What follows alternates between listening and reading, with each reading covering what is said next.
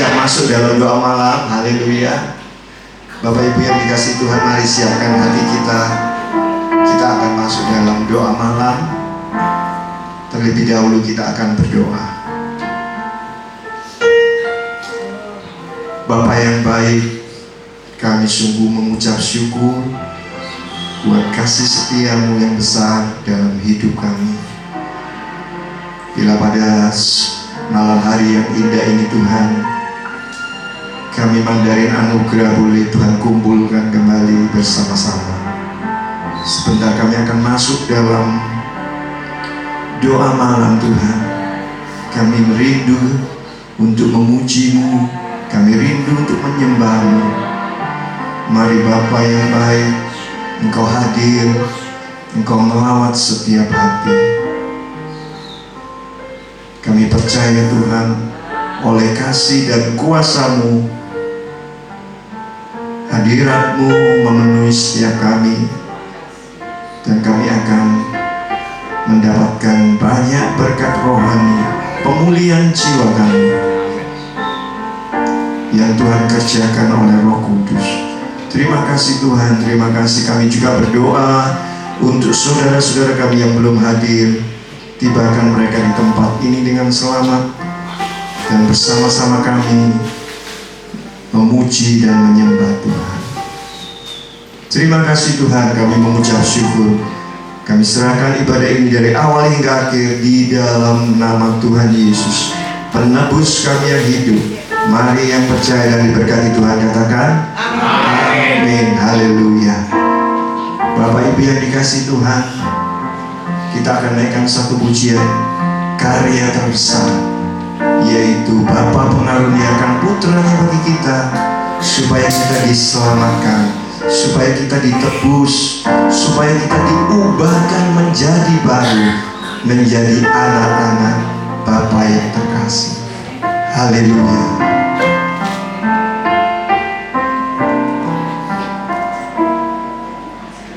Kasih yang terindah, sungguh kasih-Mu yang terindah Tuhan. Hati yang mulia, amin. Hanya ku temukan di dalam-Mu, Yesusku. Pujian dari hatiku, amin, amin. Selalu di setiap waktuku, tiada pernah berubah kasih-Mu. Katakan lebih sungguh lagi. Kasih yang terindah, hanya Engkau Tuhan. Hati yang mulia, hanya ku temukan di dalam-Mu, Yesusku. Puji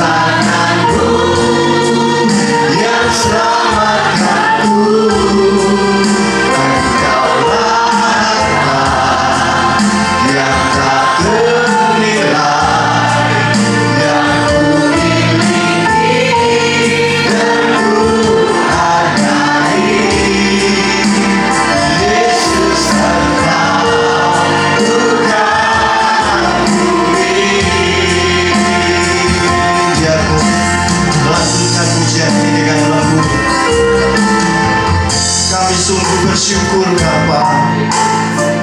Sungguh kasih-Mu yang terbesar dan agung itu Tuhan. Engkau curahkan kepada kami melalui Putra-Mu yang tunggal, Yesus Kristus Tuhan, supaya kami orang yang berdosa Tuhan tebus, Tuhan selamatkan. Dan satu hal Tuhan yang menjadi kesukaan kami, Engkau mengubahkan hidup kami menjadi baru, menjadi anak-anak-Mu yang terkasih. Oh, betapa besar dan ajaib kasih-Mu Tuhan. Tidak ada kasih yang terbesar seperti kasih-Mu Bapa. Sungguh kami bersyukur. Ini kami Tuhan.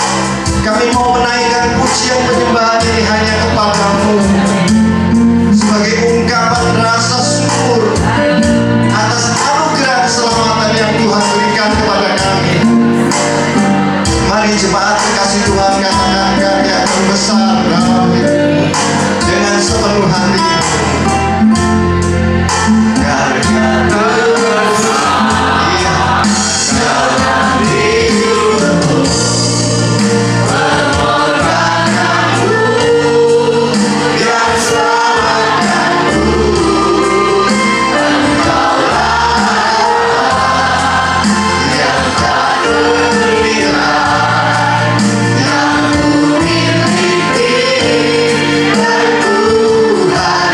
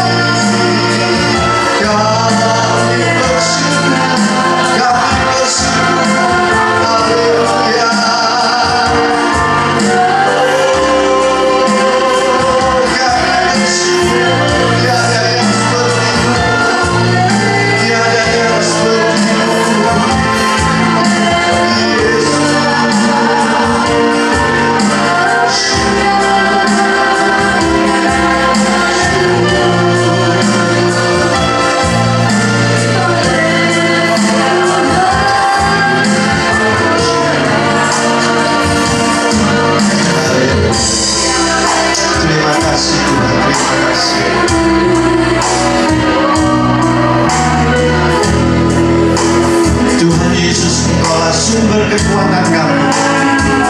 Sekali-kali Engkau tidak pernah meninggalkan kami. Sekalipun kami dalam lembah kekelaman, tangan-Mu selalu menuntun kami.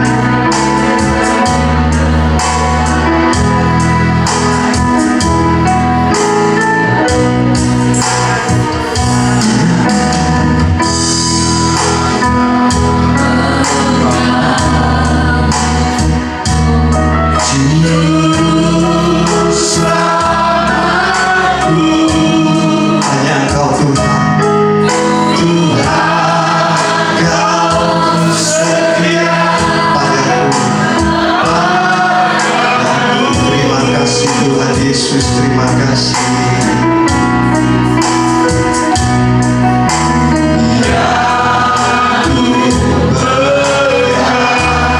janji-Mu Tuhan, hanya janji-Mu. Ku percayakan hidupku.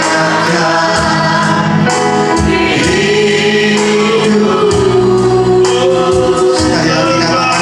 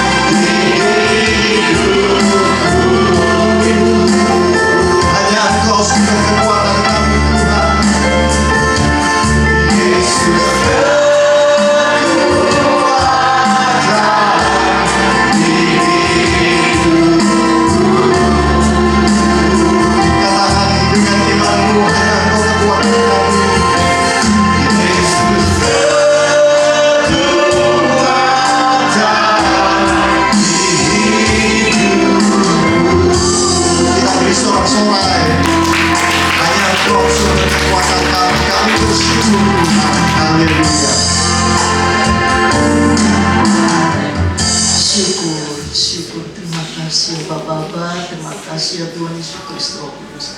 Bapa yang baik, sangat baik, amat baik, terlalu baik-baikan. Kasih-Mu, pengampunan, penyertaan sempurna. Sungguh kami ucap syukur, terima kasih ya Bapak. Mungkin hari-hari kami masih ada berbuat kesalahan pelanggaran, biar tutur kata, tingkah laku kami kurang setia, kurang taat, kurang dengarkan. Ampuni kami ya Bapak, ampuni. Terima kasih Bapak, kehadiran-Mu tengah-tengah kami. Kami percaya Tuhan, Kau merawat setiap anak-anak yang ada di rumah. Biar yang di rumah, yang ikut streaming pun juga Kau rawat satu persatu. Terima kasih Bapak. Sementara kami juga mau doa syafaat untuk gereja kami di GPS Pusat Jalan Bromo, cabang-cabang seluruh Indonesia, terutama pelosok-pelosok di pedesaan terpencil pun. Pilih hamba pelayan-pelayan Tuhan, agar kuat iman mereka supaya tidak goyah. Apapun yang mereka kerja lakukan setiap hari, setiap detik, Roh-Mu sendiri untuk memimpinnya. Tuhan, berkati rumah tangga keluarga besarnya, Kau cukupkan setiap hari anak-anak Tuhan, terutama juga pelayan-pelayanannya. Tambah hari tambah heran, tetap menjalankan visi-misi-Mu semua untuk kemuliaan nama-Mu. Terima kasih Bapak. Pusat Penatua, MP, Diaken, Majelis, tim Gembala bersama staf-stafnya juga Kau berkati. Roh hikmat yang baru setiap hari, kalau budi bijaksana, apa yang diprogram rencana di pusat sesuai kehendak yang jadi Bapak. Terima kasih, cukupkan juga kebutuhan di dalam pusat. Juga berikan roh satu kesatuan buat gereja kami. Kami tahu Bapak, Kaulah kepala pemimpin yang aku. Kami adalah tubuh dan gereja-Mu tidak bisa berdiri sendiri. Butuh Engkau Tuhan, butuh satu sama lain. Ikat dengan tali kasih-Mu Bapa, agar kami tidak cerai-berai, tetap bergandengan tangan selalu. Disepakati sekaligus pikir jalan semua untuk kemuliaan nama-Mu Tuhan. Terima kasih Bapak. Bapak berkati juga mengumpan ini kepada dari anugerah dipimpin oleh Cici Julian bersama Pak Ali. Bapak terima kesehatan prima, hikmat yang baru setiap hari.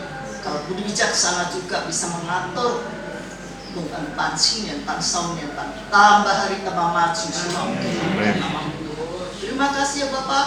Bapak, kami percaya Tuhan, kebutuhan apapun dimaukan Engkau cukupkan semuanya. Karena Engkau Allah yang kami sembah, Allah yang hidup, Allah sang pencukup, Jehovah Jireh. Ya Bapak, hanya Engkau lah satu-satunya yang cukupkan semua.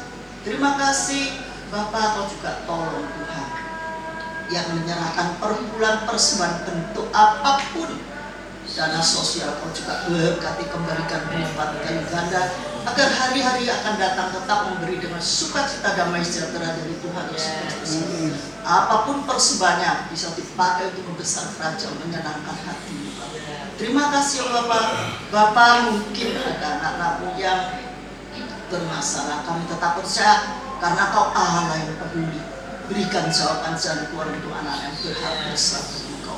Bapak juga Kau lawat satu persatu Tuhan. Mungkin ada yang sakit penyakit lemah tubuh, kami tidak bisa sebut sama namanya satu persatu, tapi kami tetap percaya karena Kau Allah yang kami sembah, Allah yang hidup, Allah sang penyembuh, Jehovah Rafa. Hilir Yesus Mbak, kesembuhan sempurna, mujizat terjadi setiap hari dalam kehidupan anak-anak yang berharap berserah dan mengasihi Kau. Terima kasih ya Bapak Roh Kudus, terima kasih Bapak. Kami juga mau mendengarkan firman-Mu adalah Engkau sendiri berbicara lagi kepada kami. Berkati hamba-Mu yang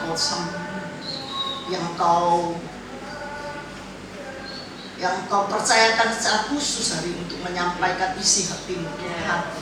Bapak, berkati Tuhan juga kami anak-anak-Mu, mampukan kami untuk dengar, mengerti juga apa yang disampaikan oleh hamba-Mu, agar benar-benar kami bisa belajar dilakukan setiap hari di dalam kehidupan anak itu. Terima kasih Bapak. Bapak berbicaralah kepada kami siap mendengarkan. Di dalam nama Yesus kami telah bersyukur dan berdoa. Haleluya. Amin.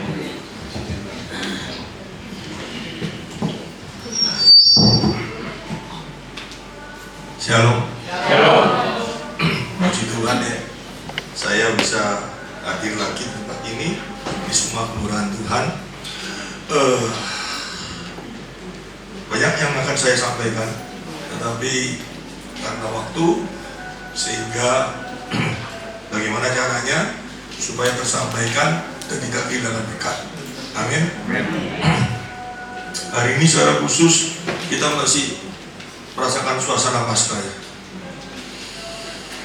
Dan kita sebelum Paskah kita semua tahu memperingati tentang Jumat Agung, yaitu biasanya orang ngomong kesengsaraan Tuhan. Dan biasanya kalau Jumat Agung itu yang sering kali saya dengar beberapa anak Tuhan itu mesti ngomong, aduh, aku mengasihi Tuhan karena dia sudah berkorban bagi aku. Dia mau mati kayu salib, dia memberikan hidupnya, disiksa, dihancurkan hidupnya, bahkan sampai dengan diludahi atau apapun juga. Kesengsaraan Kristus itu rasanya membuat kita mengasihi Dia. Tetapi apakah betul demikian? Kesengsaraan itu akan membawa satu dampak sehingga kita mengasihi Dia. Kalau cuma yang seperti itu, nanti akan terjadi sesuatu di dalam kehidupan jiwa kita sendiri. Karena kalau kita cuma pegang, aduh, aku mengasihi Tuhan karena Dia telah mati bagiku, Dia telah seperti ini yang luar biasa sengsaranya. Kalau itu yang menjadi pegangan dalam kehidupan kita, dampaknya itu cuma sebagai sesuatu yang hanya di dalam akal kita saja. Contohnya gini, pernah lihat film? Sering lihat film dong? Apalagi sekarang lihat film drama Korea, drakon itu, atau drama Cino, Jin ya. Filmnya itu, lakonnya itu menderita luar biasa dan kita terbawa di sana. Bisa sampai nangis ya? Bisa loh? Waduh, sano ya gitu. Rasanya filmnya habis, besoknya si cerita sama kocok-kocok, waduh sano, padahal itu cerita ya. Benar nggak? Dan saya khawatir kita sama Kristus itu cuma seperti itu tau. Kalau kita dengar saya khotbah ngomong Allah yang mulia, Allah yang tidak terbatas, Allah yang mulia yang tidak terbatas, itu artinya sebelum Dia datang di dunia sebagai manusia, Dia Allah yang tidak terbatas. Itu artinya apa? Ngerti nggak semua? Bahwa Allah itu kalau nggak pakai tubuh manusia, Dia nggak mungkin bisa ngantuk, Dia nggak pernah tidur, Dia nggak bisa ngantuk, Dia nggak pernah lapar, Dia nggak pernah sakit, Dia nggak pernah takut, sedih, macam-macam. Tapi pada waktu Allah yang datang di dunia sebagai manusia, Yesus pernah takut nggak? Nah, ini salah, ini nggak pernah baca Alkitab ini. Pada waktu Dia di Getsemani mau menghadapi salib, dikatakan Dia takut sampai perlunya keluar seperti darah. Karena Dia manusia, wajar itu. Tapi Dia memang Allah 100%. Tapi Dia juga manusia, yaitu Allah datang di dunia sebagai manusia. Kalau Dia nggak pernah rasa takut, nggak apa, bukan manusia. Dan kalau Dia bukan manusia, penebusannya bagi kita itu udah bisa. Yang dosa manusia, yang ditebus harus manusia. Yang menebus, bukan yang ditebus, yang menebus harus manusia. Itu baru Allah adil. Ya, Allah datang di dunia sebagai manusia, bukan manusia yang setengah dewa atau manusia setengah Allah. Enggak. Dia manusia 100%, tapi Dia juga Allah 100%. Ini sesuatu yang unik. Iman kita ini seperti itu. Nah, kita harus berpikir lebih luar dan lebih dalam lagi. Kalau kita mengasihi Dia cuma sebatas karena Dia mau berkorban bagi kita, saya tak khawatir nanti kita termakan hanya sebagai cerita. Ngerti maksudnya? Jadi memasukkan terus Dia itu mati bagi kita, Dia menderita bagi kita, gini. Yang kita rasakan ya apa? Dalam hidup kita. Manfaatnya apa dalam hidup kita? Saya mau tanya itu dulu. Ayo dijawab dulu. Ini tak bongkar semua supaya kita ini benar-benar bisa ngerti manfaatnya apa. Dia mati bagi kita, dia mau sengsara, dia manfaatnya apa bagi kita. Kita nanti akan ditebus, gitu kan? Masuk surga. Ya, sekarang pertanyaan saya, kalau tujuannya dia cuma kayak gitu toh, nanti di gereja ini setiap ibadah, ya toh, nyediakan motor beloak ya. Nggak percaya? Karena setiap orang percaya, kan selesai toh berarti toh, sudah ditebus toh, dibawa ke surga. Tujuannya kan cuma yang masuk surga. Kita percaya saat itu juga sudah percaya dong, selesai dong, masuk surga. Siapa sih yang mau kayak gitu? Semua orang percaya? Amin. Langsung bawa ke surga mau? Temen dah. Jempolnya kanteng naik, aduh sakit ya aku, ya apa ini ngajak mati, ya apa ini pegang kayak gitu toh, betul kan? Loh, saya ini kita coba belajar jujur sama diri kita dulu. Kenapa sih Tuhan Yesus pada waktu aku percaya kok gak langsung dibawa di surga? Karena tujuannya dia bukan seperti itu. Bahkan dia berdoa di dalam Yohanes pasal 17 ayat 15, coba keluar. Ini doa Tuhan loh. Nah dia kalau doa Tuhan ngomong segitu dia percaya saat itu juga bawa ke surga. Wih, gereja harus setia Bang. Peti mati sebanyak mungkin. Begitu orang percaya, ledas. Ya, tapi Tuhan Yesus ngomong apa? Aku tidak meminta supaya engkau mengambil mereka dari dunia. Kalau diambil dari dunia berarti apa? Game point. Selesai, ya toh? Tetapi supaya engkau melindungi mereka daripadanya jahat. Ini pada waktu kapan? Pada waktu mereka percaya, saat mereka percaya, cok diambil. Tapi lindungi mereka darinya jahat. Ini doanya Tuhan. Orang Kristen ini percaya Tuhan ini suka melebih-lebihi. Bahkan imannya saya ngomong melebihi Tuhan Yesus barangkali. Aku mau mati Tuhan, saat ini juga kalau aku percaya pada aku bawa ke surga. Saat ini kecepet di dia sebagai karuan. Ya loh? Ya, banyak segitu kita ditipu oleh diri kita sendiri. Dan ini bahkan aku di khotbah suruh 15 menit, 20 menit itu mangel, gak komplit seperti itu. Ini tak jelaskan dulu. Kita percaya, gak langsung selesai. Terus kita masih di dunia ini, betul loh? Nah sekarang pertanyaan saya, Yesus mau mati, mau sengsara sebelum mati, Allah yang mulia, dia datang di dunia, mau menderita, mau sakit semua, bahkan diludahi, bahkan diapain semua. Tujuannya apa sih untuk kita? Ada satu masalah apa sih? Nah manusia ini sih, saya kasih gambaran lagi ya. Dalam jiwa manusia, psikologi manusia, selalu yang dipikir untuk logika. Jujur, kami ngomong, enggak, aku gak pada mikirkan untuk rugi. Kamu bukan manusia. Semua manusia lah mesti memikirkan untung rugi, tapi sih wajar, ngerti toh? Aku nang gereja, nek kalau panganan nek kagem itu udah wajar. Itu udah wajar. Tapi kalau datang di gereja, aku akan dapat untung apa?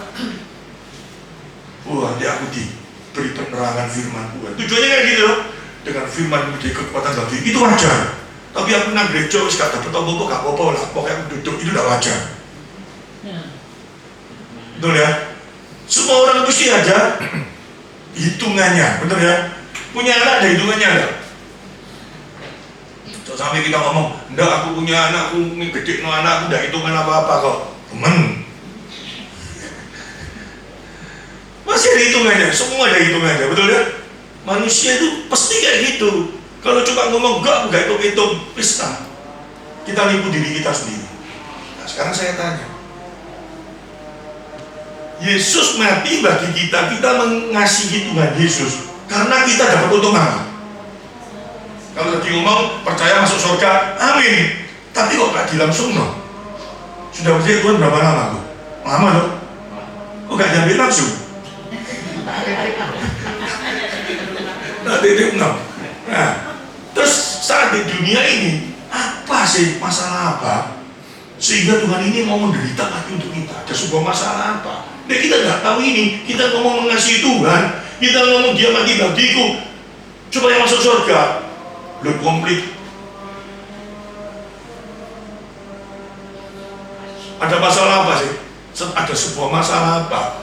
Sehingga Tuhan Yesus itu sampai mau datang di dunia, sampai mau mati bagi kita, sampai dirinya dihancurkan karena ada sebuah masalah yang nggak bisa diselesaikan sama kita. Apa ayo? Apa? Nah, selamat itu pasti selamat masuk surga. Tapi apa ya? Sama sih ada sih ngomong apa? Dosa, betul ya? Dosa itu tidak bisa diselesaikan sama kita. Sing repotnya satu, orang-orang lapor di bingung mau dosa itu enak enggak? Ayo ngaku lah. Orang ngomong dosa ya dosa, tapi aku gak perlu apa-apa. Itu sih bahaya. Itu sih bahaya. Bahkan ada sih ngomong dosa itu enak, betul loh. Enak dosa itu melirik ini, ngoyo enak itu. Atau melakukan sesuatu yang orang nggak tahu tapi menguntungkan kita, itu enak. Tapi bagi anak Tuhan yang sudah terima Tuhan, dosa itu seperti sesuatu yang sangat menghancurkan diri kita. Seperti siapa Jacob?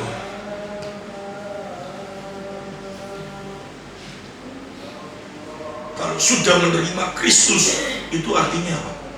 Seseorang perlu Kristus itu karena tahu ada sesuatu yang bisa dibereskan dalam dirinya. Itu apa? Dosa. Tapi sayangnya banyak orang yang nggak ngerti di sini. Karena dosa itu hojek. Betul sih ya? Dosa itu enak. Padahal dosa itu yang membuat kita nggak bisa tidur. Sekarang tak bongkar. Nggak percaya kalau dosa itu membuat kita nggak bisa tidur. Betul ya? Kok ini jujur luar biasa. Duitmu banyak. Duitmu punya seluruh dunia ini. Ya, tapi kalau dosa tidak diselesaikan, bisa tidur enak nggak? Oh. Ya, duitnya banyak, waduh nanti nek sampai tak ya apa, nek sampai hilang ya apa, ya harus nyolong ya apa, betul lah? Kasih CCTV, mau tidur cek dulu CCTV, ya, bingung terus hatinya. Bingung gelisah terus. Mungkin dijaga semua. Yang paling pojok. Nek wis umure jusek suwe 90 tahun. Rasanya ya apa? Bisa hidup terus? Terus habis gitu? Ini ya apa besok ini ya? Ini ya apa ini ya? Kalau gak ada Yesus, hatinya ya apa? Tapi kalau sudah ada Yesus, dia menghibur kita, Pak.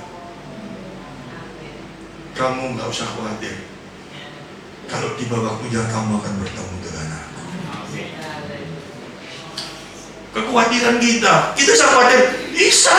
Hadapi dunia ini bisa khawatir, sangat bisa. Tapi kekhawatiran kita tidak akan berlebih-lebihan. Kalau ada orang ngajari, jangan kamu khawatir. Kita jadi anak Tuhan juga boleh khawatir. Orang itu rada 6:30. Si ngajar berani ngomong kayak gitu. Kenapa? Dia begitu pulang dari sini, dia pasti khawatir dewe gak? Khawatir. Dia gak khawatir. Masuk sini, mobilnya gak bisa dikunci. Nek mobilnya dikunci itu karena khawatir gak? Nah, dia katanya gak, kita jadi orang percaya kalau punya iman, gak boleh khawatir. Parkir sepeda motor gak usah dikunci. Kenapa dikunci? Khawatir hilang, bener tuh? Ngomong gak ada khawatir. Khawatir boleh, tapi khawatir berlebihan itu apa? Mau ibadah mesti dikunci, kita duduk, cocok dicolong keluar lagi, kinceng, ya duduk lagi. Sebentar lagi dicolong, itu sih tidak boleh, ngerti maksudnya? Kalau kita sudah lakukan tugas kita kunci, kita tahu sudah melakukan tugas, Tuhan pasti jaga. Amin. Ngerti? Khawatir yang berlebihan itu tidak boleh. Sudah tua, pasti out enggak. Tapi kapan kan nggak tahu toh. Mikir, aku besoknya mati ini apa ya? Gak usah dipikirin, dia wayangnya setel. Ini sudah wayangnya selesai. Gak usah mikir ya, soalnya 16 gitu loh. Gak dipikirin nih, aduh apa. Gak usah tidur, belum mati bisa Sahara itu. Itu sih nggak boleh. Itu dibereskan sama Tuhan. Untuk yang seperti itu loh, untuk yang seperti itu, Kristus mati bagi kita. Gak percaya? Ada ayatnya, Roma 8, ayat yang ketiga. Apa yang tidak bisa dilakukan oleh hukum Taurat, itu perbuatan kita, pikiran kita, itu telah diselesaikan Yesus di kayu salib. Amin. Amin. Untuk yang seperti itu loh, Tuhan mau mati bagi kita. Untuk yang seperti itu loh, dia rela menderita. Karena manusia itu berusaha enggak untuk menyelesaikan itu? Berusaha. Waduh, aku tidak mau menderita. Aku tidak mau membuat diriku khawatir. Satu-satunya cara, aku harus menjauhi dunia. Banyak orang kayak gitu enggak? Menjauhi kesenangan dunia. Banyak enggak? Banyak loh. Disuruh makan ini enggak. Aku tidak boleh, aku enggak mau. Jai. Puasa. Aku disuruh enggak mau. Bisa enak. Bahkan orang sampai tidak mau sesuatu yang ada dalam dunia ini, menyendiri masuk di dalam hutan. Ada tak? Bertapa sendiri. Itu di dalam hutan, itu masih di dunia kan enggak? Kok menjauhi dunia? Selama kamu masih ngincak di bumi ini, ya di dunia, gak bisa dijauhi. Pikiranmu tetap. Tuhan gak pernah ngajari kita untuk hal yang demikian. Kita diciptakan untuk menikmati segala yang di Tuhan ciptakan dengan ucapan syukur. Ada ayatnya itu ya dok, yang ngajari, waduh orang Kristen itu tidak boleh sing wedok, tidak boleh pakai make up, tidak boleh gini, harus polosan tok. Sing ngajari ayat ini. Saya malah ngajari bojoku, umurnya sudah lebih, nih iso maca kayak noni, betul? Iya, bangga jangan. Loh, bojone kok cek ketane nom, seneng ndak adikku? Lagi makan pangsit, kok bojone ayu, seneng ndak? Coba deh boleh bikin aku pakai daster kumus-kumus meler ini. Wah, jasa apa ya? Anak Tuhan mau modelnya kayak gini, kan juga gak lucu gitu loh. Bener ya? Nah, orang itu udah boleh kayak gitu. Dinikmati, tapi jauh berlebih-lebihan, gitu. Terus gini rambutnya aslinya hitam, terus hitam ya hitam. Enggak, kayak merah kayak mata podang. Nah itu nyamuk. Itu sih nggak boleh, ya dong. Nah cuma sekedar kepingin merah atau sama warna nggak apa-apa. Saya pernah orang kayak perempuan, sini merah, sini hijau. Mata podang. Nah itu kan repot. Nah ini kita berbicara tentang kesengsaraan Kristus dulu. Dia mau lakukan itu semua, dia mau mati bagi kita. Karena apa? Ada sesuatu dalam diri kita yang tidak bisa kita selesaikan dulu. Nah sekarang Yesus sudah mati, sudah menderita semua. Kita masih tidak bisa ngerasain itu.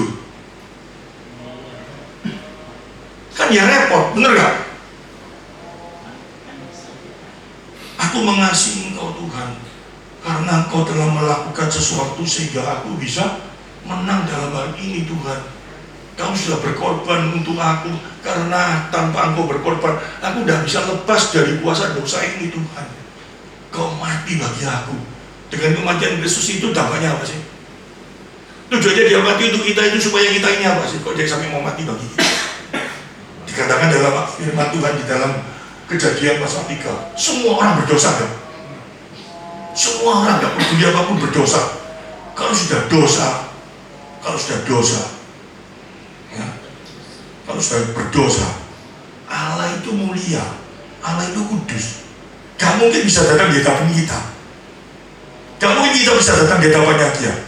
Musa itu loh, seorang nabi, pada waktu mau ketemu sama Allah, Allah berbicara apa? Lepas kasutmu, jangan kau dekat-dekat padaku. Nek dekat kamu mati.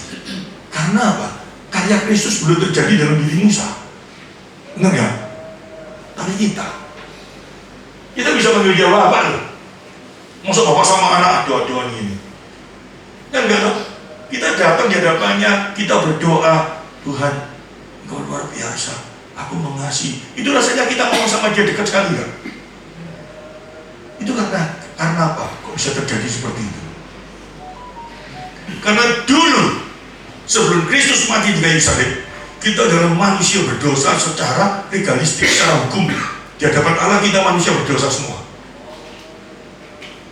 Tetapi karena karya Kristus, dia menebus dosa kita. Saat kita percaya, saat itu juga kita secara hukum, secara legalistik di hadapan Allah, kita bukan menjadi orang berdosa lagi, tetapi kita menjadi orang kudus.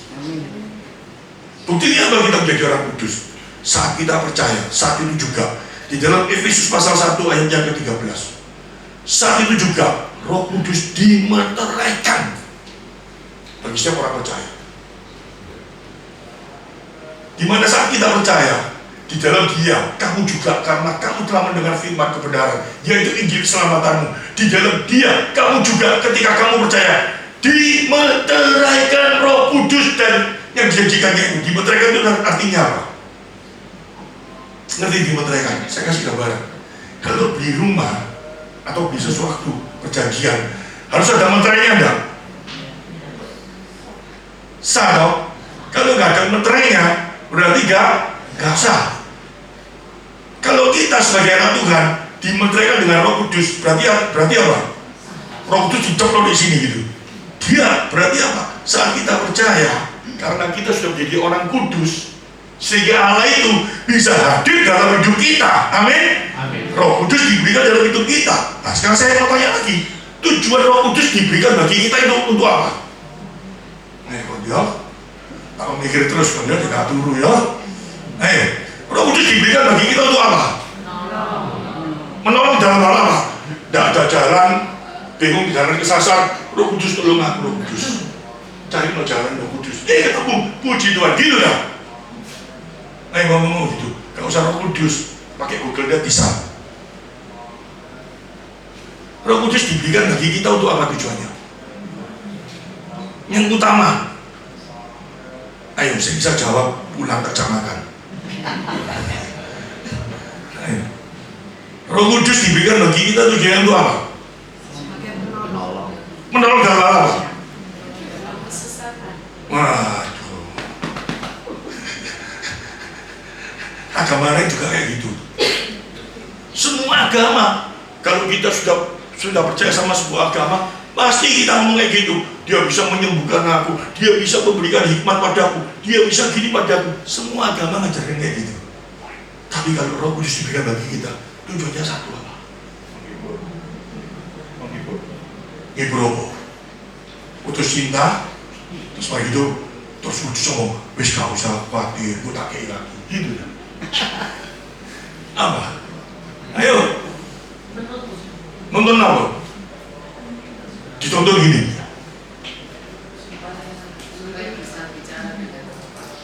Supaya bisa bicara dengan Bapak. Caranya kayak apa bicara, kok tahu? Caranya kayak apa? Hampir, udah apa ini hampir bener. Nah, itu juga bocor loh. Roh Kudus diberikan bagi kita, tujuannya satu, supaya kita bisa mengerti firman-Nya. Tanpa pengertian daripada Roh Kudus yang diberikan bagi kita, firman Tuhan itu dianggap sebuah kebodohan. Gak masuk akal. Gak percaya? Gak percaya? Tak bukti no. Tuhan Yesus datang di dunia melalui seorang perempuan. Nggak tahu? Anak laki ya? Masuk akal nggak? Kok percaya? Kok percaya? Ngomong ambil orang sing pinter, profesor, doktor, torturan apa dak karuan kabeh. Kalau dia gak dapat anugerah, gak ada Roh Kudus dalam hatinya, dia ngomongnya kayak apa? Goblok kamu. Oh, lu gak percaya. Kalau ada cerita nih, orang lahir gak laki-laki, sperma laki-laki, diso. Enggak pakai gitu. Tapi kita percaya enggak?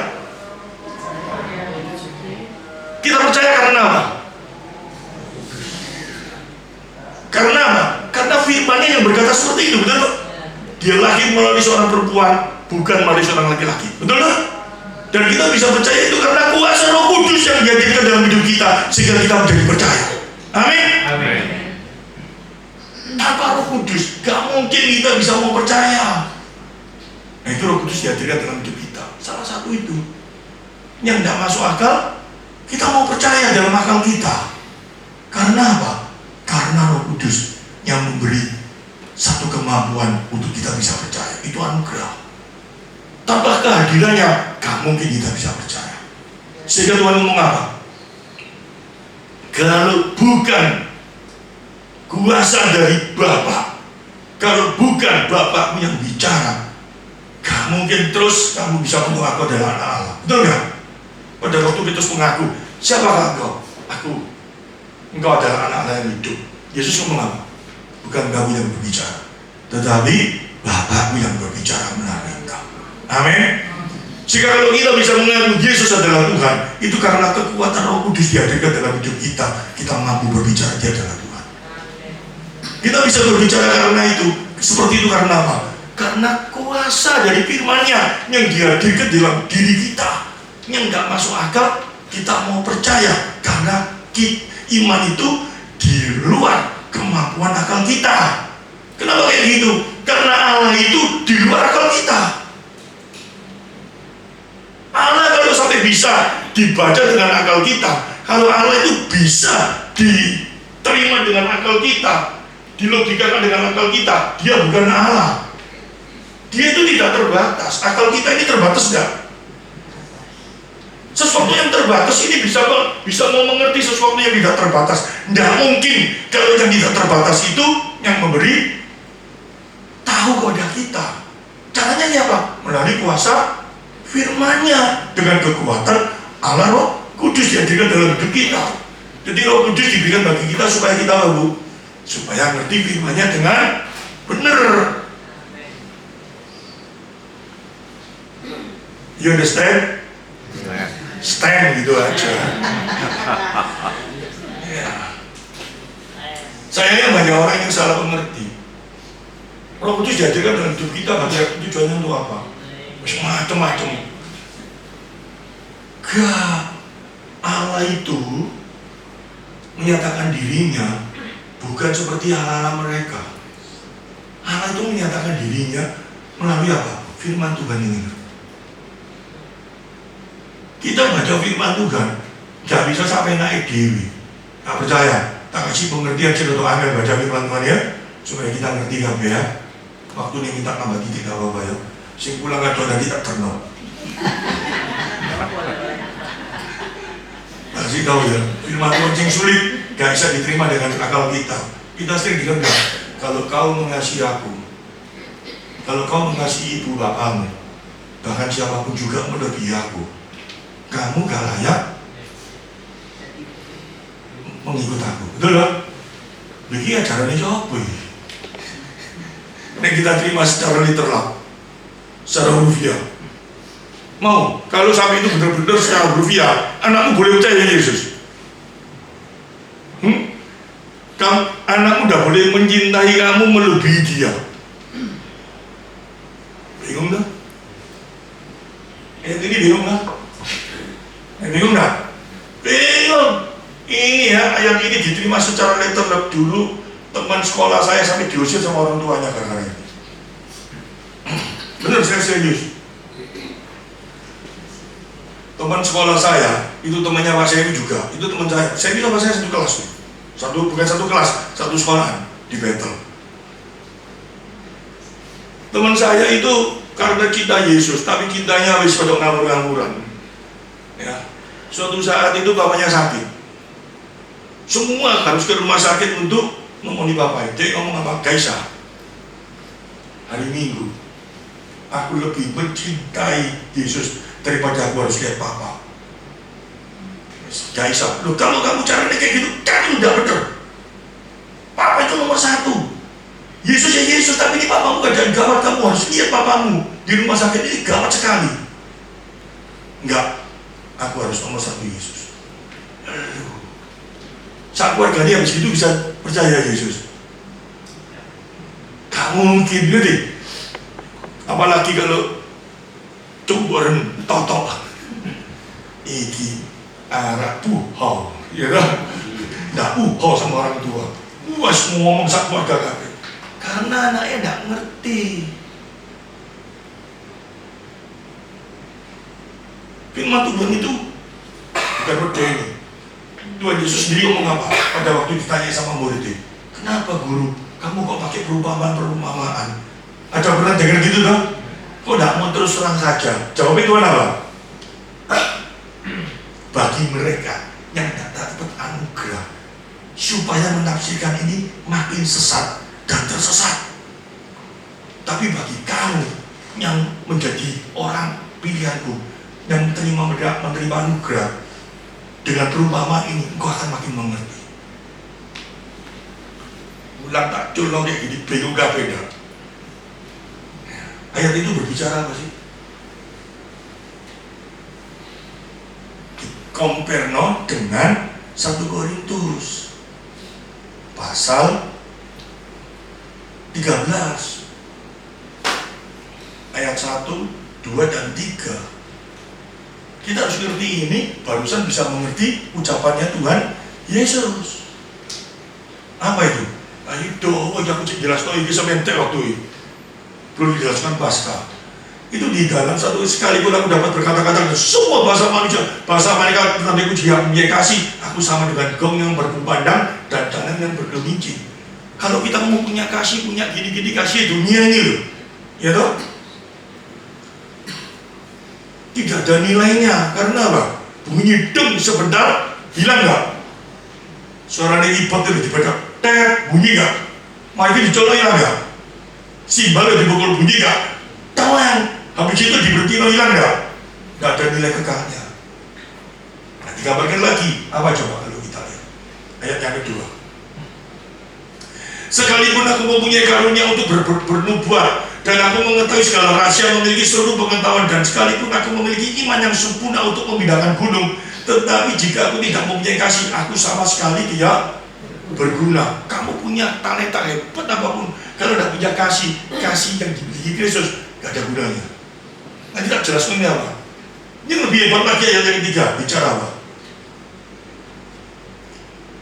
Dan sekalipun aku membagi-bagikan segala sesuatu yang ada padaku. Siapa yang pernah kayak gitu? Segala sesuatu loh, apapun dikasih dong. Punya apa dikasih dong karena mengasihi seseorang. Itu luar biasa nggak? Kawan pendeta yang gitu kawan no, ya loh. Punya apa aku keluar dari sini. Pak Titi harus sini kita jalur ya. Nanti ada orang, Pak Titi bajunya kita uruti bajuku ya. Dan tapi digambarkan ya apa? Bahkan menyerahkan tubuhku untuk dibakar, memati itu seseorang dibakar. Tetapi jika aku tidak mempunyai mempunyai kasih, sedikit pun tidak ada baik. Ayo ngomong sekarang. Orang sih berbuat baik luar biasa, tapi kalau nggak ada kasih Kristus, nggak ada nilainya. Tak kasih gambaran sekarang. Siapa yang jadi korban bakaran ini? Masih bunyi dia.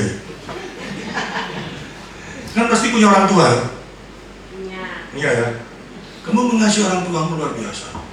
Orang tuamu misalkan loh ya, Pak orang tua masih ada? Ibu bapak?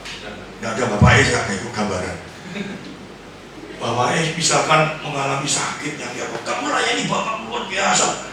Ya sampai mau cebok-cebokin, mau apa kamu lakukan semua itu luar biasa nggak kasih? Luar biasa loh. Tapi pada waktu itu dia tak pernah berbicara kasih Kristus. Bapaknya mati. Masuk mana? Kalau tidak kenal Kristus. Artinya kayak gitu. Masihkah kamu mau mengasihi orang tuamu dengan kasih yang dunia ajarkan? Maksudnya Tuhan itu kayak gitu. Kalau kamu mengasihi ibu bapakmu seperti yang dunia ajarkan, kamu tidak layak ikut aku. Maksudnya itu kayak gitu. Kamu harus mengasihi ibu bapakmu seperti aku mengasihi kamu. Mengasihi ibu bapak seperti aku mengasihi kamu itu apa? Kita disuruh mengasihi Bapa karena kita sudah menerima kasih Kristus dalam hidup kita. Sehingga melalui kasih yang kita berikan kepada orang tua itu menerima. Dan pada akhirnya, kalau dia dipanggil, dia menerima kekekalan. Amin. Itu yang Tuhan mau. Masakah kita tidak mau dengan kasih yang seperti itu? Artinya itu seperti itu. Tuhan tidak pernah ngajari kita suruh benci orang tua, suruh apa? Enggak. Tapi yang Tuhan inginkan satu, supaya kasih yang kita berikan itu pegangnya satu, karena Kristus telah memberikan segala sesuatu bagiku. Waduh, kalau kita mengasihi orang tua bukan karena Kristus, bisa tahan? Gak bisa. Orang tua itu tambah tua tambah cerewet gak? Tambah aneh-aneh gak? Aneh pol. Saat kita kayak apa kita tambah aneh. Kalau kita tidak ingat Kristus, hati kita kayak apa? Jujur aja, kok gak berangkat repoti, bener gak? Tapi gak berani ngomong, betul? Tapi kalau karena Kristus, kita bisa mengasihi dia dengan bener-bener gak? Waduh, Tuhan masih dikasih kesempatan Tuhan. Di dalam orang tua seperti ini, aku bisa melayani, bisa mengenalkan Kristus. Kita bisa ngomong, Pak, Yesus luar biasa, apa semua. Itu luar biasa. Dengan dia kasih yang seperti itu yang Tuhan inginkan. Jangan kasih yang seperti dunia berikan. Mulai saat ini, kalau mengasihi orang tua, ojo cuma dikei Bang Sidney, Bang Sidney. Semangat ya, semangat ya. Mari gitu ya. Ditinggal ya. Rasanya kewajibannya selesai kok. Tapi kalau kasih Yesus itu lain. Ini makan Yesus baik itu doi. Rasanya keluar terus hati kita, kepingin melayani. Itu yang Tuhan ingin ajarkan bagi kita.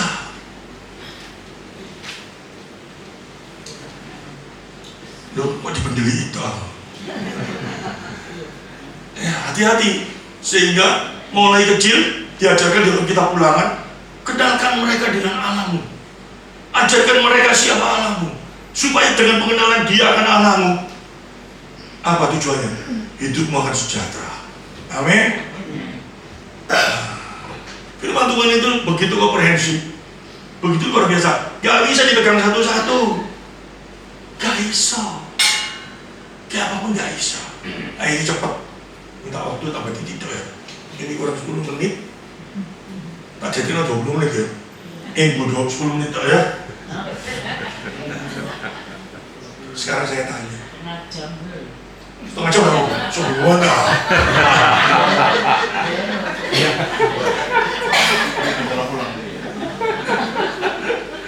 Nanti pada gitu, cijurin aja mudah-mudahan tilah dipulangi kemana-mana.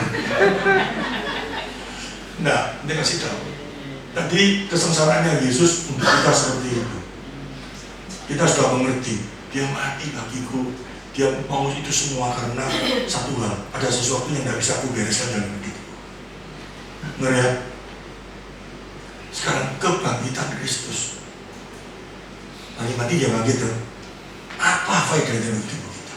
Apa faedahnya untuk diri kita? Percaya Yesus bangkit? Percayanya sampai di mana? Waduh, coba dipikir ini. Mengenai tidak waktu di kita. Tadi kita tak colok di bingung apa? Percaya Yesus bangkit? Percaya ini karena apa? Ayo. Percaya ini karena apa? Yesus bangkit. Karena baca firman Tuhan. Dia ngomong dia bangkit dan aku percaya. Gitu toh? Sekarang saya tanya dulu. Tidak usah buka ayat ya, semua pinter saya ngerti ya, dan tidak baca doa ya. Pada waktu mau merayakan dari Paskah itu dulu, ngerti Paskah dulu nih. Paskah PL dengan Paskah PB itu bedanya apa? Paskah itu dulu pada waktu zaman perjanjian lama sudah ada gak? Pertama kali Paskah itu di dalam perjanjian lama, betul loh? Memperingati apa pada waktu itu?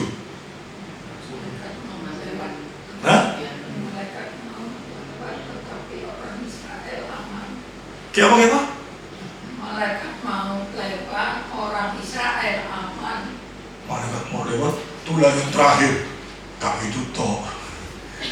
Tujuannya Paskah itu dia ngomongnya apa sih? Paskah itu tujuannya untuk apa sih pada waktu itu? Nah, supaya cepat ya, Paskah itu gini. Allah itu berkata kepada bangsa Israel. Itu tadi sudah betul dikit, tapi kurang lengkap. Paskah bagi orang Israel yang pertama kali, yaitu kita tahu toh bangsa Israel pertama kali dijajah oleh bangsa Mesir. Untuk mau keluar dari Mesir, mereka itu dihambat. Allah mulai beracara, dilakukan tulah-tulah sampai dengan tulah terakhir, anak sulung akan mati. Itu yang lakukan semua siapa? Allah toh, Allah yang beracara toh, sampai akhirnya orang Mesir takut toh, sehingga bangsa Israel bisa keluar toh. Jadi yang melakukan semua itu siapa? Allah. Allah membebaskan bangsa Israel dari perbudakan bangsa Mesir dengan kuat tangan Allah. Allah membawa bangsa Israel keluar dari Mesir, dan pada waktu mereka keluar sampai di tanah perjanjian, Allah ngomong sama bangsa Israel, kamu harus memperingati ini sebagai hari Paskah, di mana di Paskah itu adalah dilewatkan. Kalau kamu bisa keluar dari perhambaan Mesir, itu karena kuat tanganku. Ingatkan ini terus supaya kamu gak sombong. Ingatkan ini terus. Itu Paskah pada waktu perjanjian lama. Paskah perjanjian baru. Hah? Kebangkitan. Oke, wis ngomong apa nggak apa-apa. Ulang gak di setelah Paskah dalam perjanjian baru. Saya itu untuk kaget bingung pada waktu baca Injil Lukas itu. Dimana pada waktu itu Yesus itu hidup pada waktu itu di dunia ya, sebelum disalib maksud saya. Dia itu dalam era bangsa pada waktu era perjanjian lama kan? Perjanjian lama tau masih ada. Nah, dia ngomong sama murid-muridnya, Yohanes, sama-sama sejarah Paskah. Kita mau merayakan Paskah. Betul loh? Karena masih tradisi perjanjian lama. Tapi pada waktu pesta Paskah itu, Tuhan Yesus ngomong iya. Kalau perjanjian lama itu yang diomongkan apa? Terima kasih Allah, kau telah membebaskan aku keluar dari Mesir. Tapi yang Yesus ngomong apa? Inilah tubuhku, diberikan bagimu, makanlah. Inilah darahku yang dicurahkan untuk kamu. Hendaknya ini menjadi peringatan akan aku. Artinya apa? Artinya apa? Paskah perjanjian baru itu memberikan satu pengertian apa? Bahwa kita bisa dibebaskan dari kuasa dosa itu karena karyanya. Karya di mana? Di kayu salib. Dia mati bagi kita, tubuhnya dihancurkan, darahnya dicurahkan bagi kita, sehingga kita diberi satu kebebasan dari perhambaan dosa. Amin. Amin. Ngotot kok gini gak bisa tepuk tangan nih. Itu disuruh memperingati terus dalam hidup kita sebagai anak Tuhan. Jadi jangan merasa bahwa kalau kita bisa kudus, bahwa kita bisa suci, itu karena kita global semuanya. Kalau seperti itu kekejian di hadapan Tuhan. Kalau kita bisa kudus, kalau kita bisa menjadi baik, kalau hidup kita bisa menjadi seturut dengan apa yang Dia lakukan, itu karena karyanya dalam hidup kita. Sehingga setiap bulan kita diingatkan itu, kamu bisa menjadi baik, sampai tua kayak gini bisa taat sama aku. Itu bukan karena kehebatanmu, itu semua karena karya Yesus. Jangan ada seorang pun yang merasa sombong. Kalau kita bisa taat, kalau kita bisa setia, kalau kita bisa lakukan apapun juga, kalau kita bisa memberi untuk pekerjaan Tuhan, kalau kita bisa apapun juga, itu karena karyanya dalam hidup kita. Bukan karena kita yang hebat, karena Dia. Nah, itu Paskah artinya. Nah, sekarang kalau yang namanya kuasa kebangkitannya itu yang kita rasakan apa? Kita ngomong, apalagi pada waktu Paskah nyanyi bangkit, bukan itu ya, Dia telah bangkit bagiku. Dia bangkit, kemenangan terjadi dalam hidupku. Kemenangan yang kita rasakan dia apa? Kita tahu nggak dia bangkit? Kalau bangkit itu dari dia hidup toh. Kalau dia hidup itu modelnya apa sih? Pertanyaan saya. Dia itu hidup, dia mati bener loh ya. 3 hari dia bangkit. Bangkit itu bukan jadi zombie, toh. Jadi aneh. Makanannya suci gitu. Makanannya orang, nyokot orang gitu. Ya terus saya betul nemu gini enak nyokot gitu. Tapi dia bangkit dalam satu pengertian. Dia benar-benar hidup. Dibuktikan kenapa? Dia makan bersama dengan muridnya. Seperti kita, dia betul-betul bangkit seperti kita. Nah, pertanyaannya sekarang. Murid-muridnya tahu nggak bahwa dia bangkit? Tahu tuh, murid-muridnya. Saya nggak percaya sama. Thomas terkenal nih. Kita semua percaya? Tak bukti loh tadi. Awas nih gak Thomas ya. Dan Thomas gak percaya loh. Murid-murid yang ngomong, loh aku lihat loh, dia bangkit loh, sungguh loh, bener loh, aku lihat. Thomas ngomong apa? Sebelum aku mencucukkan tanganku di lambungnya, di tangannya, aku gak akan percaya. Betul lah? Terus habis itu Yesus datang tiba-tiba. Ini loh. Ya. Ini loh, ya. Wah, barusan Thomas percaya, Engkau adalah Tuhan Allahnya. Allah, Yesus ngomongnya apa? Berbahagialah. Pernah lihat Yesus? Percaya? Dia bangkit? Karena apa? Iman. Yes. Itu jawaban dari rohani. Gak bisa kalau cuma gitu toh. Aku percaya dia bangkit. Karena apa? Imanku berkata dia bangkit. Kalau cuma gitu toh itu kayak orang itu tahu ada terang bulan enak di sana gitu. Mosok enak diceritai karena terang bulan ini pakai kacang nomor 1, pakai mente, pakai butter, pakai gini. Oh dia kayak gitu aku percaya pasti enak. Tapi gak pernah ngerasain.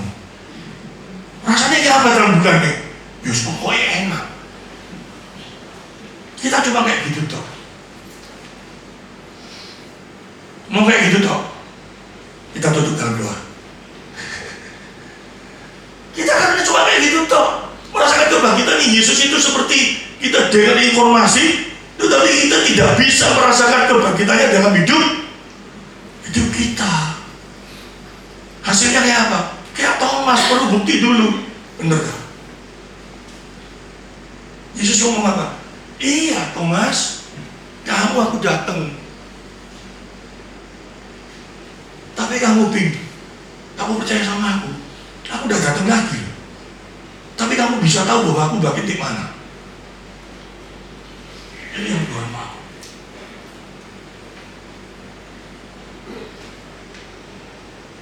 Gampangnya gini. Sangat gampang gini. Saya kasih gambaran supaya selesai. Gak akan lebih. Sehingga saya pulang cepat. Gampangnya seperti ini. Kita dalam hidup ini suatu saat melalui sebuah persoalan dan masalah yang sangat berat, atau tiba-tiba ada satu beban yang sangat berat. Beratnya luar biasa wis. Salah satu contoh mungkin kita kehilangan orang yang kita kasih. Waduh, itu sakitnya luar biasa. Benar ya? Waduh, rasanya sudah tidak ada kekuatan.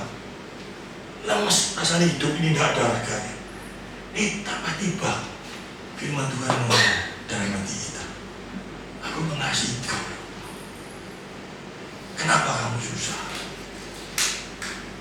Saat ini orang yang kau kasih sudah bersama dengan aku. Ayatnya mana? Keluar ayatnya banyak.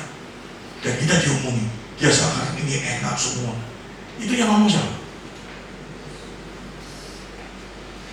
Kita menghidupi firman di dalam hidup kita, itu adalah kebangkitan Kristus yang terjadi dalam hidup kita. Kita merasakan kebangkitannya melalui firman yang hidup dalam hidup kita. Amin. Pernahkah kita merasakan firman itu hidup dalam hidup kita? Kalau cuma pernah merasakan karena apa? Tiba-tiba Tuhan, terima kasih Tuhan. Aku percaya Engkau hidup, aku doa, minta gaji naik, langsung besok naik. Itu bukan iman, itu bukan merasakan kebangkitan. Itu pikiranmu sendiri.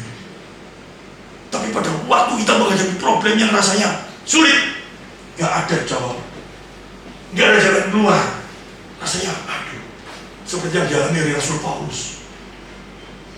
Rasul Paulus ngomong apa? Pada waktu dia ngomong, ya Tuhan, kalau bisa kau cabut duri dalam daging. Kita kira itu pada waktu itu terus Tuhan ngomong, sudah cukup kasih karunia aku berikan kepadamu, karena melalui persoalan ini, melalui duri daging ini, maka kasih karunia makin nyata dalam hidupku. Tuhan tidak ngomong kayak gitu. Tapi dia bisa melihat sesuatu melalui firman-Nya. Dia bisa merasakan, oh ini yang luar biasa. Di saat kita mungkin menghadapi sebuah persoalan dan masalah, kita harus tahu bahwa kita memiliki Allah yang mengasihi kita enggak? Kalau dia mengasihi kita, rencananya bagi kita baik enggak? Baik, sangat baik. Amin. Di saat kita menghadapi problem yang berat, rasanya ada karu-karuan, terus saat kita ingat dia adalah Allah yang begitu baik mengasihi aku. Dibuktikan dengan apa? Kesetiaannya, pertolongannya dalam hidupku. Wah, juga tahan kita. Kita bisa ngomong sama Tuhan, ngomong apa? Tuhan, kau begitu baiknya. Kau memberikan hidup bagiku. Menghidupi firman adalah sesuatu tanda kebangkitan Yesus betul-betul terjadi dalam hidup kita. Itu yang Tuhan mau. Satu kata-kata yang saya dapat,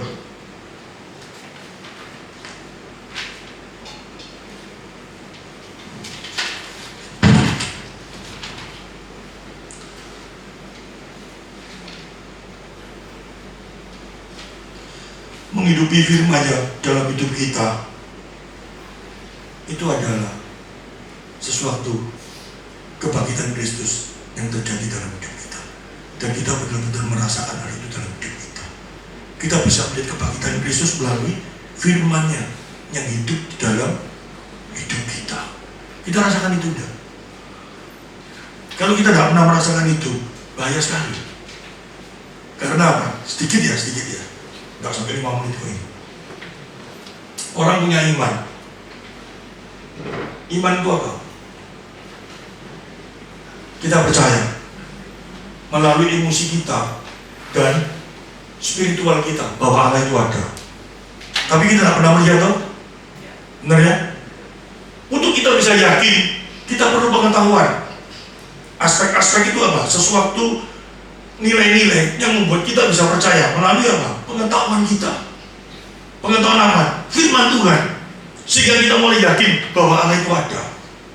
Gak selesai di sana, toh. Harus percaya. Sehingga Tuhan ngomong apa? Yang membuat kita selamat itu percaya. Percaya itu apa? Merasakan hubungan dengan Allah. Sehingga Tuhan ngomong apa? Kalau engkau tidak melekat kepadaku seperti cara, kau tidak akan berbuah. Apakah kita sudah melekat? Setiap hari kita renungkan firman-Nya. Apakah firman-Nya sudah hidup dalam hidup kita? Kalau itu sudah terjadi, maka kebangkitan Kristus betul-betul kita ambil di dalam hidup kita. Kalau enggak, ngomong kosong. Ya, karena waktu saya tutup, nanti suatu saat saya akan lebih dalamkan lagi mengenai iman, keyakinan, dan percaya. Amin.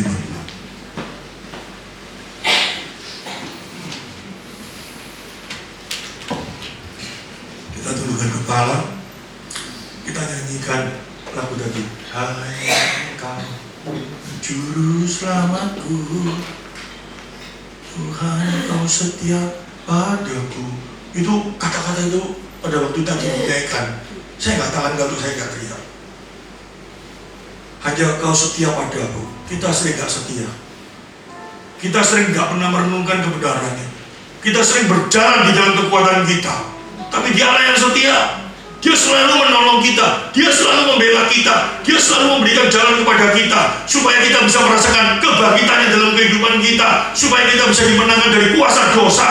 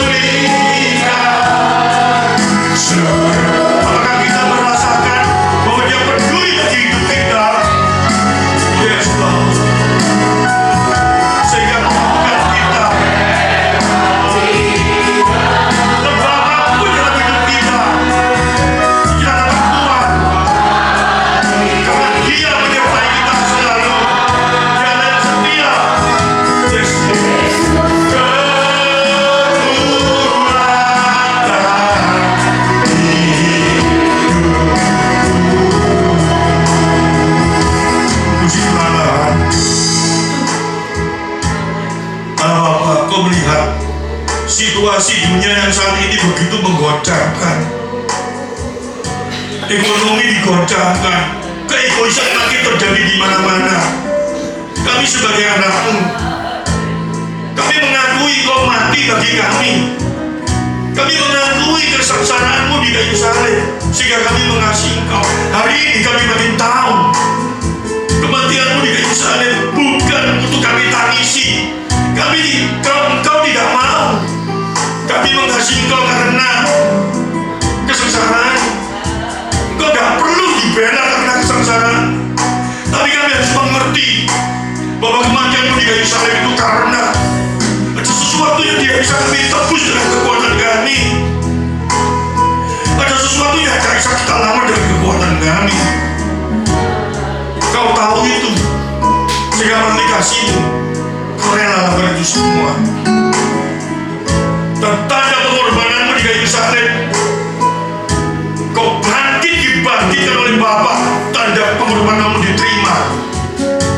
Hari ini kami akui, kami sukacita, tetapi rasa sukacita itu selama ini kami tidak pernah terjadi dalam hidup kami, karena kami tidak mengimani firman-Mu dalam hidup kami.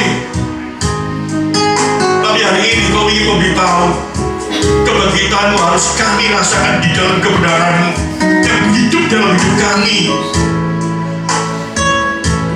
Sehingga melalui hari ini kami pulang dari tempat ini bukan seperti saat kami datang. Kami adalah umat pemenang, bahkan lebih daripada pemenang. Terima kasih Tuhan, berkati jemaat-Mu. Haleluya. Amin.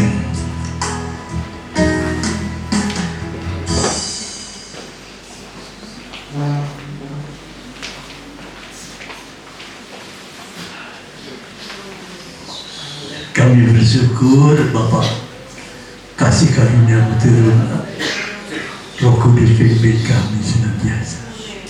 Malam hari ini yang menyampaikan kebenaran firman Tuhan dan yang mendengar kebenaran firman Tuhan sama-sama sudah diberkati oleh Tuhan.